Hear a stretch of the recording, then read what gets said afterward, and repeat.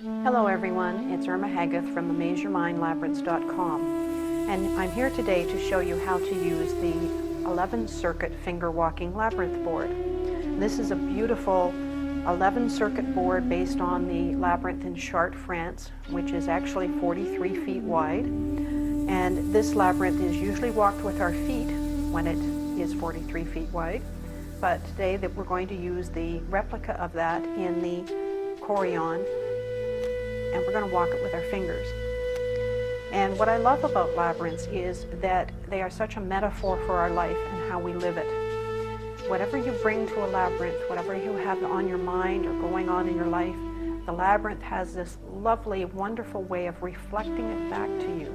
And if you're really open and aware, you can really see and get inspiration and motivation from the labyrinth to maybe make some changes that might be necessary for you to make.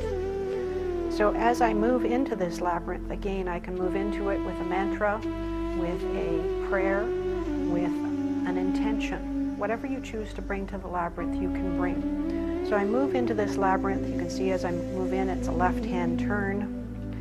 And then the next thing you know, what I love about labyrinths is the center can be a perceived goal. And you see how quickly I got close to the center, only to be sent back out, away from it again. So what happens in our life when life throws us a curveball and we think we're on our way to our goal, and the next thing you know, we're moving away from it. See here, again, I'm close to it and moving away from it again. And isn't that what happens in life? Life throws us these wonderful little curveballs, and next thing you know, we're moving away from our intended goal. And that's what I love about the labyrinth. It has this wonderful way of showing us this. And now here I am on the outside turns. And again, moving in, closer to that center. Moving with ease through all of these turns, 180-degree turns. So you're going along, chug, chug, chug towards your goal, and all of a sudden that curveball comes and, oh, I'm going back in the other direction.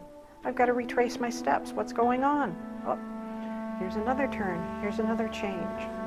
Next thing you know, here you are at your goal. Wow, here I am in the center. This is the 6-petaled center of the labyrinth.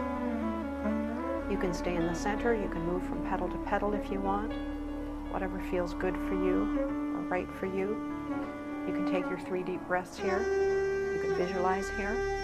And when you're ready, you can start your journey back out. The idea is that you always go in and you always come back out without lifting your finger off the board. This is very important.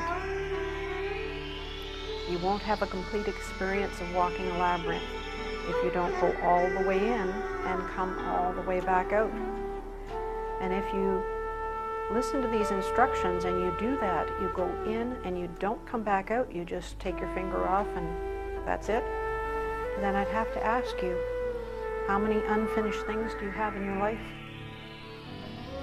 When I first started walking labyrinths, I was walking this particular design downtown in the center of Toronto, and some young people were walking it, young men, and one was walking it with intention and following the lines all the way in and all the way back out. But there was another young man that had passed me, and he easily got bored with it and started walking and jumping across the lines back out. And I thought to myself, and I said it out loud to him, I said, well, how many things in your life do you take shortcuts in?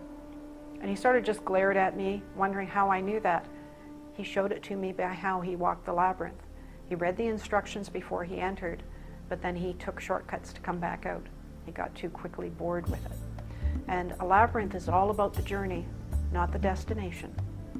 So please, continue to use them, continue to explore all the magic and wonder that labyrinths have to show us. And thank you for joining us here today. Namaste.